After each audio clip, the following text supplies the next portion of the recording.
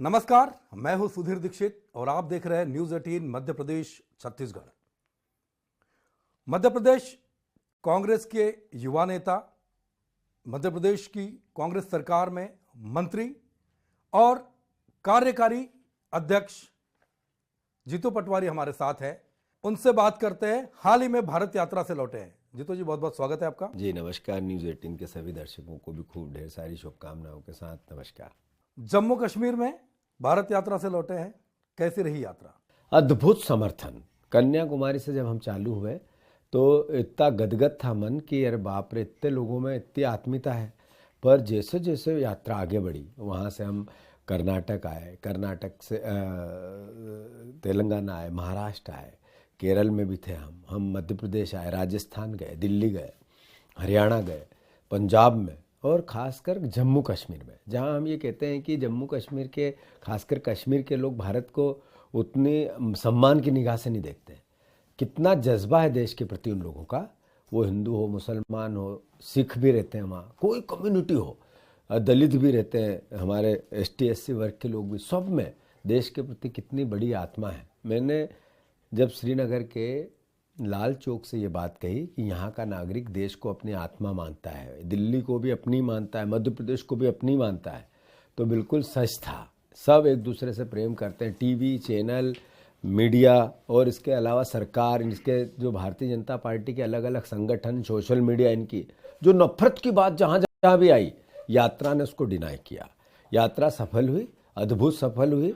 करोड़ों लोग फिजिकली जुड़े, करोड़ों लोग सहभागिता बनाई और देश के 130 करोड़ लोगों ने डिजिटली उसमें सहभागिता बनाई। नरेंद्र मोदी जी ने भी बनाई, अमित शाह जी ने भी बनाई, बीजेपी के कार्यकर्ताओं ने बनाई, RSS के लोगों ने भी बनाई। सब देख रहे थे टीवी पे इतनी भीड़ कैसे हो रही है, सोशल मीडिया पे देख रहे थे।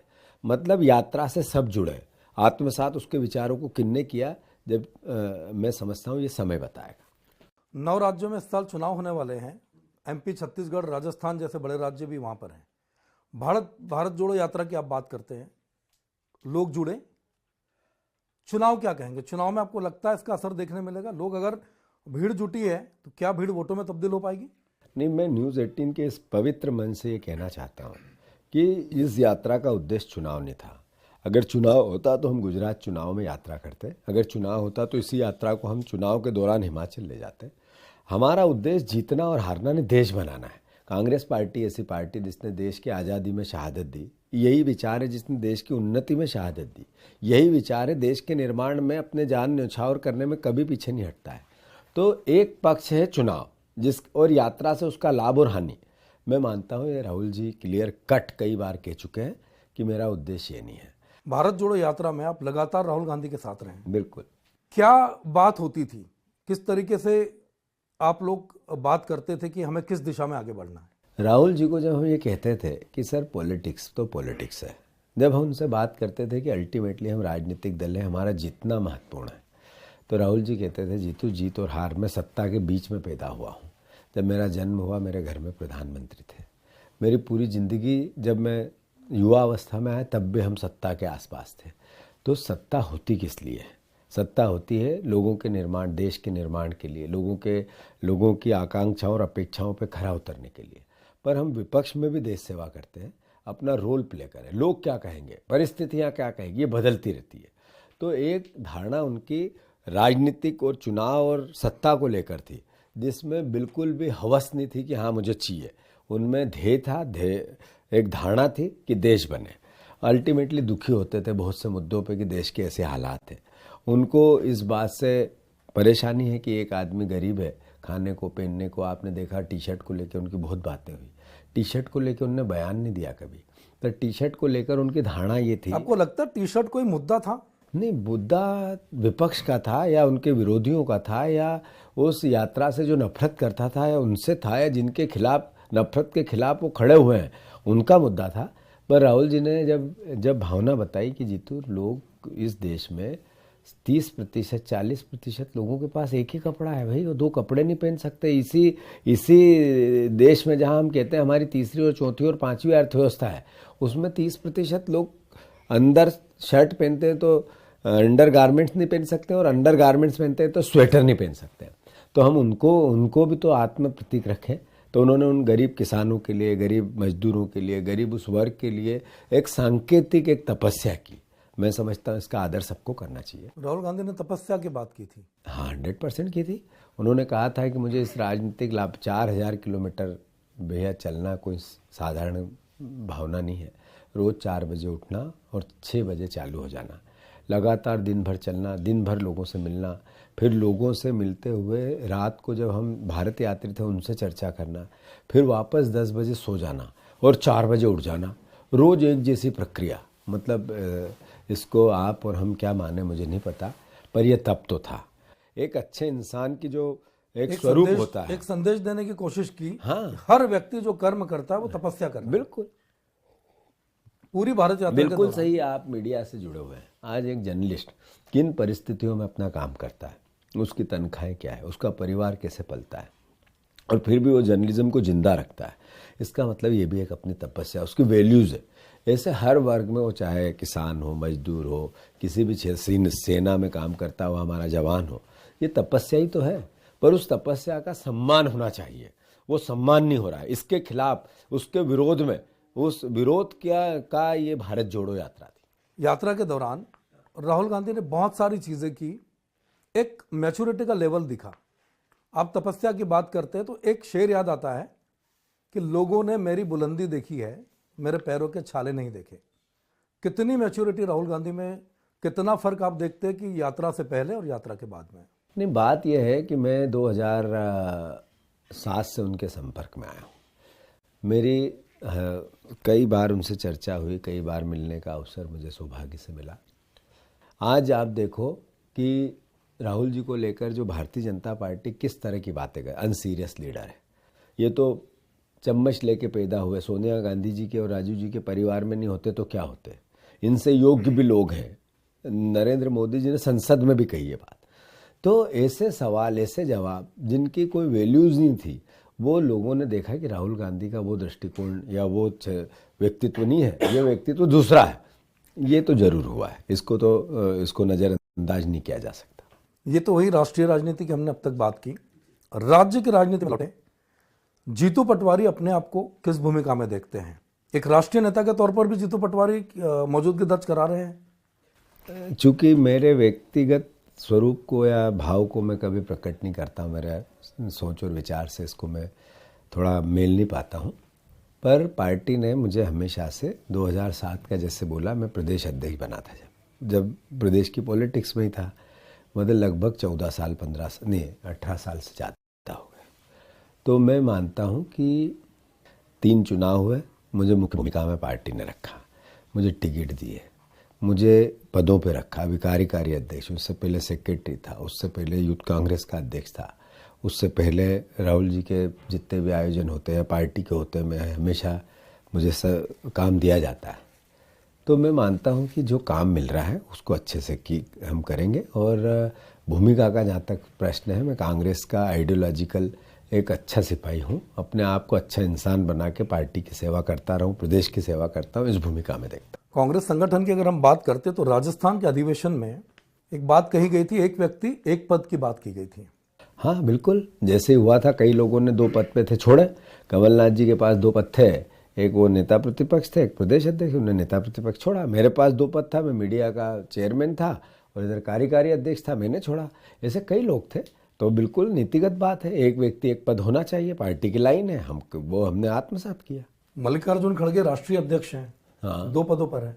कोई बात नहीं, अभी बने हैं, प्रक्रिया चल रही होगी और नींव भी चल रही हो। तो पार्टी का एक ऐसा भाव है जो मेरे व्यक्तित्व से या मेरे कद से बड़ा है।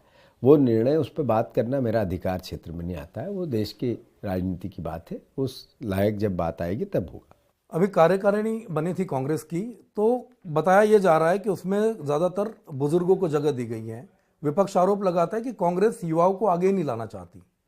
मैं भी मानता हूँ इस बात को कि अनुभव की एक ताकत होती है, जैसे मैंने कहा, पर उसमें नए लोगों को, नए विचारों को, नई सोच को, नए व्यक्ति को पार्टी पॉलिटिकल वर्किंग में पार्टियां लीडर बनाती हैं। तो पार्टी हमारी इस बार विचार कर रही है। और आपको याद हो तो अधिवेशन में ये भी बात हुई थी कि 50 साल से नीचे के 50% पदों पे नए और एसटी एससी और ओबीसी के लोगों को हम 50 वर्ष से नीचे के लोगों को हम लेके आएंगे। तो ये जो निर्णय लिया गया है वो हम समझे एकदम से जैसे ही वहाँ कहा और यहाँ बदलाव हो जाना चाहिए, ये भी ठीक नहीं है। बदलाव तो खैर धीरे-धीरे ही होता है। धीरे धीरे होता है। तो पार्टी उस तरह सोच रही है, आप थोड़े दिन में बदलाव देखेंगे। कमलनाथ जी लगातार कहते हैं कि जैसे बीजेपी संगठन के स्तर पर काम करती है, उनकी ताकत होता है, वैसे कांग्रेस के संगठन को हम लगातार मजबूत कर रहे हैं। असर देखने मिलेगा चुनाव में? स्वाभाविक है, अगर वो कहते हैं तो करते भी होंगे, और करते हैं तो अल्टीमेटली डिसीजन निर्णयों में आएगा। तो भारतीय जनता पार्टी, देखो विरोधी जो होता है, हम हर चीज़ उसकी नकारात्मकता में देखें, ये नहीं हो सकता है।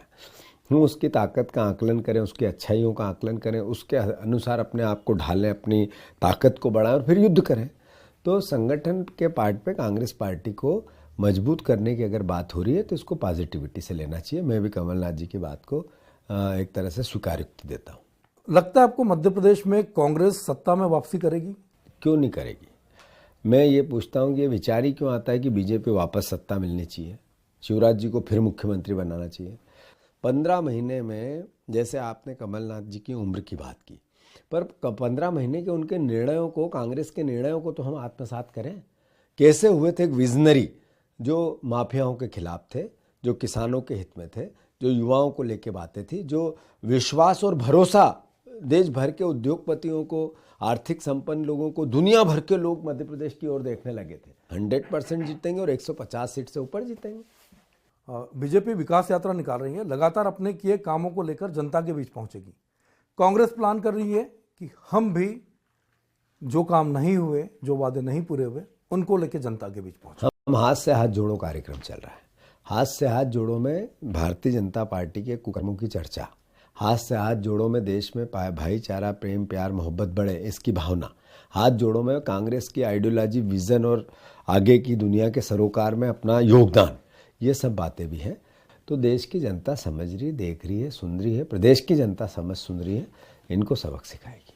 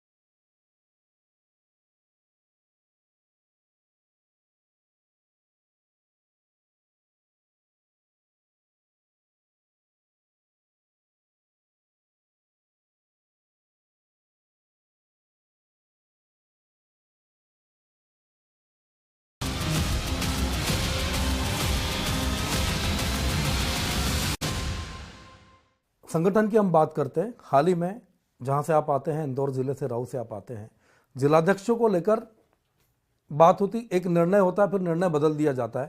इन छोटे छोटे मुद्दों पे अगर कांग्रेस में मतभेद होगा तो बड़े मुद्दों पे कांग्रेस कैसे एकजुट दिखेगी? पदों को लेकर थोड़ी बहुत बातें होती है। इसके विचार में अपनी इंडिपेंडेंसी है अपने वक्तव्य को जारी करने की, ये हमारे कल्चर में है। हम इसको अनुशासन के पार्ट में नहीं लेते हैं, लोकतंत्र के पार्ट पे लेते हैं। तो मैं मानता हूँ कि ये लोकतंत्र में होता रहता है, पर हमसे 500 गुना ज़्यादा बीजेपी में। कमलनाथ जी और शिवराज जी के बीच लगातार सवाल जवाब का दौर जारी है। नहीं, बस कमलनाथ सवाल पूछे वाजिब है, मीडिया सवाल पूछे वाजिब है, जनता सवाल पूछे वाजिब है। शिवराज जी सवाल कैसे कर सकते हैं भाई? शिवराज जी को जवाब देना है 20 साल का, उनको हिसाब देना है 20 साल का। तो ये प्रदेश की जनता के सवाल हैं, वो उत्तर दे नहीं पाते हैं, सवाल करने की बात करते हैं, गुमराह करते हैं। प्रदेश गुमराह नहीं होना चाहता। कांग्रेस सत्ता में आती है तो भ्रष्टाचार कैसे खत्म करेगी? क्योंकि ये सालों से होता आ रहा है। प्रधानमंत्री राजीव गांधी भी इस पर एक बयान दिया था उन्होंने कि 1 रुपया चलता है 10 पैसे पहुंचते हैं, रुकता क्यों नहीं? बिल्कुल सही बात है। ये एक व्यक्ति नहीं कर सकता, ये व्यवस्था कर सकती है। देखो, कुछ बातें ऐसी होती है भैया कि जो अंतरात्मा से सच बोलनी चाहिए। जैसे मीडिया को लेके, मीडिया का जो तंत्र ही ऐसा है कि उसको सरकार पे डिपेंड होना पड़ता है, और चूंकि सरकार पे डिपेंड है इसलिए थोड़ी सरकार की भाषा मीडिया को बोलनी पड़ती है। वो नहीं चाहते हुए भी जर्नलिज्म इससे समाप्त हो रहा है। ऐसे ही लोकतंत्र में जो लोग चुनाव लड़ना का खर्चा बढ़ता जा रहा है, तो इसका मतलब है भ्रष्टाचार बढ़ रहा है। आखिर वो पैसा आता कहाँ से? ये तो सवाल है, और ये कोई एक व्यक्ति, एक पल, एक दल के लिए नहीं, सबके लिए। तो जब आप भ्रष्टाचार समाप्त करने की बात हम करते हैं तो बड़ी व्यवस्था में परिवर्तन की बात होनी चाहिए। पर व्यवस्था परिवर्तन की बात तब होगी तब सब एक साथ, एक मन से एकजुट होकर इस तरह की बात करेंगे। मेरे लिए तो भ्रष्टाचार एक सरोकार है, एक व्यवहार है, और दूसरा भ्रष्टाचारी है, ये नहीं हो सकता है। तो मैं मानता हूँ कि हमारे देश में अब 75 साल की आज़ादी के बाद ये विचार भी जरूरी है कि मीडिया को सुधारना है तो उसके आर्थिक तंत्र की इंडिपेंडेंसी बनी रहे, इस व्यवस्था को बनानी पड़ेगी। राजनीतिक लोगों को सुधारना है तो चुनाव के खर्चे को आपको मैपअप करना पड़ेगा कि ये कैसे लीगलाइज हो, और चुनाव के खर्चे या तो घटे या फिर लीगल खर्चे कैसे हों। तो ये, चूंकि राजनीति में 2 लोग करप्शन के लिए दोषी माने जाते हैं, एक राजनेता और दूसरा एक अधिकारी, ब्यूरोक्रेसी। तो अगर इन दोनों को सुधारने की व्यवस्था बनेगी तब नीचे ये भ्रष्टाचार धीरे धीरे समाप्त होगा। भ्रष्टाचार नीचे से नहीं, ऊपर से समाप्त करने की आवश्यकता है।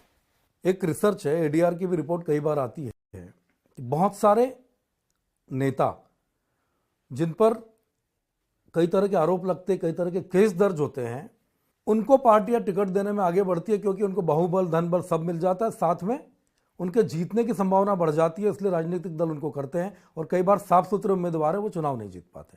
हाँ, अब ये तो सालों से होने वाली प्रक्रिया है, और चूंकि इसके लिए कानून बना हुआ है, तो कानून में जो, अब संविधान से ऊपर ना आप है, ना मैं हूँ, ना कोई और है, तो संविधान की परिधि में रह के अगर इस तरह की बात आती है, मैं मानता हूँ कि एक छवि का जो निर्माण होता है, छवि की जो भावना होती है, उससे लोग अट्रैक्ट होते हैं। अब आप देखो, इतने विधायक जो चुन के आए थे कांग्रेस से, बीजेपी में चले गए, फिर भी जीत के आ गए। तो ये मैं इसके लिए हम जनता जनार्दन को यूँ कहें कि आपने गलत निर्णय ले लिया, वो भी मेरी हैसियत नहीं में बोलने की, पर अल्टीमेटली तो सही है ना कि आपने चुना किस पार्टी से, आप बिक गए, खरीद लिए, प्रलोभन में आ गए, डर गए, कैसे भी गए, पर आपने आपके नैतिक दायित्व को तो खो दिया। उसके बाद भी उनको चुन लिया।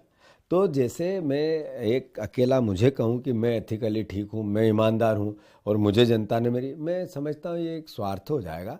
पर अल्टीमेटली ये पब्लिक को भी डिसाइडेड फैक्टर है कि आपको चयन करना पड़ेगा किन लोगों का। ये निर्णय जनता से ज़्यादा सरोकारी कोई नहीं हो सकता है, तो विचार होना चाहिए। तो नैतिकता सिखाने के लिए खुद भी नैतिक होना बहुत ज़रूरी है। नैतिकता तभी सिखाएंगे जब खुद नैतिक हो। बिल्कुल सही है। मतलब ये राजनीतिक लोगों में भी, अच्छा, पब्लिक का परसेप्शन ऐसा क्यों बनता है, ये भी, पॉलिटिकल लोग 10 तरह के होते हैं, जरूरी नहीं सारे एक जैसे हों, जरूरी नहीं सारे ईमानदार हो, जरूरी नहीं सारे बेईमान हो, पर अल्टीमेटली परसेप्शन जैसा है देश में, वो हम सब देख रहे हैं, समझ रहे हैं। आज नफरत की बात बड़े बड़े कथाकार करने लगे, बड़ी बड़ी फिल्में बन गई नफरत के नाम पे, बड़ी बड़ी टेलीविज़न शो होने लगे, मीडिया न्यूज़ नफरत फैलाने लगी। तो मतलब मैं देश अल्टीमेटली इस भाव को जीने लगा कि हाँ अलग अलग हम किसी से घृणा करें, तो अल्टीमेटली ये नैतिकता की और मर्यादा की बात तो इसमें मतलब बहुत पीछे रह जाती है। तो ये सब भावना ऐसी भ्रष्टाचार को लेके, ऐसी व्यक्तित्व को लेके, ऐसी राजनीतिक मर्यादा को लेके है। तो ये अल्टीमेटली आमूलचूल परिवर्तन की भावना है और इस पर काम करना चाहिए। सियासत में संतों का असर हमेशा देखने को मिला है, इन दिनों कुछ ज्यादा ही असर देखने मिल रहा है या ज्यादा ही हलचल देखने मिल रही है। संतों को सियासत में किस स्तर पर रहना चाहिए, क्या भूमिका संतों की होनी चाहिए? लगता है आपको कि संतों को सियासत में होना चाहिए? देखो, संतों के लिए कोई राजनीतिक कार्यकर्ता कोई गाइडलाइन बनाए, मैं नहीं मानता हूं कि ये सही है। पर अल्टीमेटली बहुत लोग ऐसे संत कथाकार हुए हैं जिनने समय समय पे समाज को दिशा भी दी है, और अगर उन्होंने गलत लाइन ली तो समाज ने उनको वापस ठीक भी किया है। तो मैं मानता हूँ ये उन पे ही छोड़ देना चाहिए कि पब्लिक कैसा उनको सोचती है। हवा जब तेज़ चलती है तो कई पत्ते, कई फूल झड़ जाते हैं, कई बातें सुहानी लगती है, और हवा जब रुकती है तो बहुत सी बातें वही विपरीत दिखती है। तो मैं मानता हूँ, मेरी हैसियत नहीं कि मैं संतों पे कमेंट्स करूँ, पर अल्टीमेटली समाज के लिए सबका अधिकार है अपनी बात कहने का, और मैं संविधान भी अधिकार देता है, तो मैं इसमें क्या टिप्पणी करूँ। एक सवाल है, 2023 का चुनाव करीब है, साथ में छत्तीसगढ़ में भी है, राजस्थान में भी है। जीतू पटवारी की भूमिका टीम राहुल में लगातार बढ़ती जा रही है। 2023 के मध्य प्रदेश के चुनाव में जीतू पटवारी की भूमिका क्या रहेगी? मैं गारंटेड दावे के साथ पूरे होशो हवास में इतना तो बोल सकता हूँ, एक कार्यकर्ता तो रहूँगा, वो तो मेरी भूमिका है। राष्ट्रीय स्तर पर जाने की तमन्ना? वो सारी प्रक्रिया में मैंने कहा ना, मैं कार्यकर्ता रहूँगा, ये दावे से ये बात, इसको तो मैं किसी भी हद तक कह सकता हूँ। कई बार देखते हैं, कई लोग बात करते हैं कि जीतू पटवारी में एटीट्यूड आने लग गया है, कॉन्फिडेंस दिखता है अलग से। क्या जीतू पटवारी राष्ट्रीय नेता बनने का एटीट्यूड है? नहीं, कॉन्फिडेंस और एटीट्यूड में अंतर होता है। सार्वजनिक जीवन में हमेशा सही, मैं रोज एक प्रार्थना करता हूँ भैया, उस प्रार्थना का भाव ये होता है कि हे ईश्वर, मुझसे कोई गलती मत करवाना, अच्छा इंसान बनाना, किसी का बुरा मत करवाना, और सही मेरी मनोस्थिति ऐसी रखना कि मैं सही निर्णय ले सकूं। अब ये पूरी भावना अंतर मन में होती कि मुझसे किसी को बुरा न लगे, तो एटीट्यूड का प्रश्न नहीं उठता है। चूँकि सही निर्णय लेना है, सही बातें कहना है, तो नेचुरल स्वाभाविक प्रक्रिया स्पष्ट कहनी पड़ेगी, तो वो मैं करता हूँ। तो एटीट्यूड और आत्मविश्वास में अंतर होता है। एटीट्यूड तो नेगेटिव बात है, आत्मविश्वास पॉजिटिव बात है, तो वो है। यह है पूर्व मंत्री जीतू पटवारी।